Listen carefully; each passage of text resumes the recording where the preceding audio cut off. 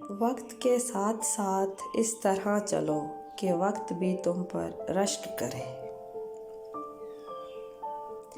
اگر کوئی سخت تکلیف میں بھی نہ بولے تو اس کا مطلب یہ نہیں کہ اسے دکھ نہیں ہے۔ کبھی کبھی دکھ کی شدت رونے کی سکت ختم کر دیتی ہے۔ انسان اپنے سب رشتوں سے تو گلہ کرتا ہے کہ آپ اپنے حقوق پورے نہیں کر رہے، پر انسان نے کبھی یہ سوچا ہے کہ وہ اپنے پروردگار کو یاد کرتا بھی ہے یا نہیں؟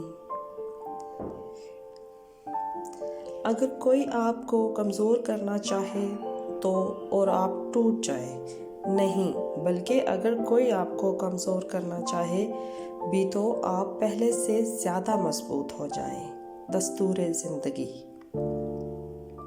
اگر تم برائی کر کے یہ خیال کرتے ہو کہ تمہارے ساتھ اچھا ہوگا تو یہ خیال تمہارا غلط ہے، اور اگر تم نیکی کر کے بھی ڈرو کہ تمہارے ساتھ برا ہوگا تو یہ خیال بھی تمہارا غلط ہے۔